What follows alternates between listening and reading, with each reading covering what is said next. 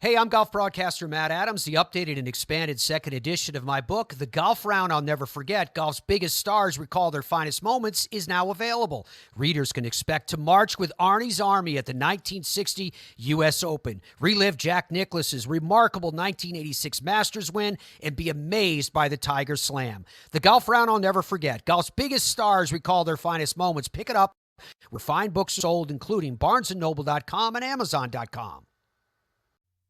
Welcome to This Day in Sports History. It's December 29th, and on this day in 1982, legendary coach Paul Bear Bryant coached his final game. 2 weeks after announcing his retirement and Ray Perkins as his successor, Bryant was in Memphis, Tennessee, coaching his Alabama Crimson Tide against Illinois in the Liberty Bowl, a far cry from where Bears teams usually found themselves at the end of the season. His decision to retire came after a disappointing 7-4 regular season and 3 straight losses to close out the schedule that pushed Alabama out of the top 25. The folks in Tuscaloosa, and Bryant himself, expected unbeaten records and national championships. Bryant won 6 national titles at Alabama, including back-to-back in 1964 and 65, and again in 1978 and 79 to go along with 14 SEC titles. On this night, Alabama beat Illinois 21-15, but it really was more of a footnote on a coaching career that spanned 38 years, starting out at Maryland in 1945, then with stops at Kentucky from 1946 through 53, where he led the Wildcats to their first SEC football title, Texas A&M from 1954 through 57, and then winding up at Alabama, his alma mater, in 1958. The Liberty Bowl appearance was the 24th consecutive bowl appearance for Alabama, and the win was the Bears' 383rd of his career, which made him the all-time winningest coach in college football history at the time. Grambling's Eddie Robinson would eclipse that mark 3 years later. Joe Paterno is now atop that list with 409 wins. In the press conference following the game, Bryant was asked what he would do in his retirement, to which he replied, "I'll probably croak in a week."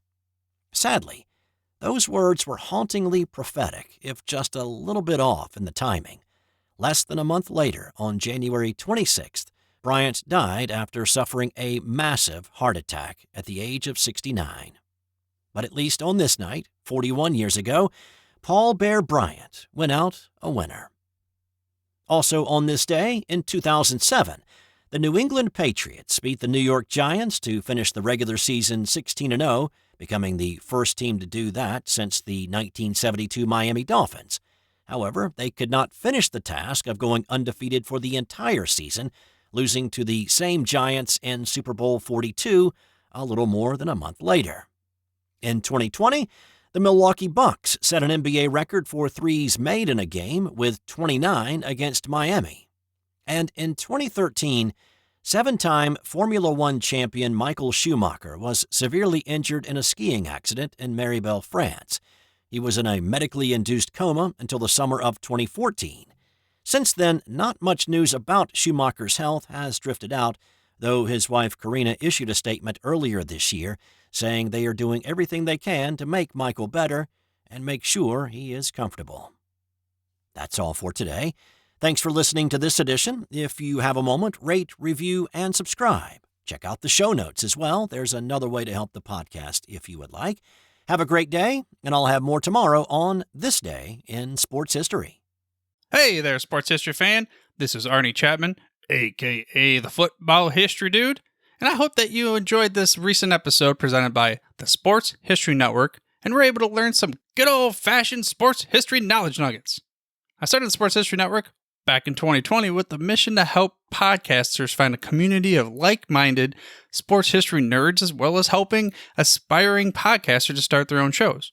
We have a little bit over 30 shows on the network right now covering all sorts of sports history, but as far as I'm concerned, we're just at the toothpick in the ocean moment, that can't even figure it out because there's so much more coming. We wanted to create the ultimate headquarters for sports yesteryear, starting with Podcast Network and our website, but we're going to continue to move into other mediums as well. And here's the cool part, because we want you to be part of our team. So if you're interested in starting your own podcast, or maybe being a guest on one of our shows, or who knows, maybe even writing an article for us over on the website, Seriously, all you gotta do is reach out to us on the contact page over at sportshistorynetwork.com. You can be as technologically savvy as a Neanderthal tapping on a stone trying to figure out this whole hieroglyphics thing back in the day. Again, it doesn't matter, because even if you don't understand the whole podcast space, we have a production team that can pretty much help you out with doing everything. All you gotta do, head over to sportshistorynetwork.com, head to the contact page, fill it out. That message goes right to me, and I'll reach out to you as soon as I can. But for now, dude, I'm through if you're through.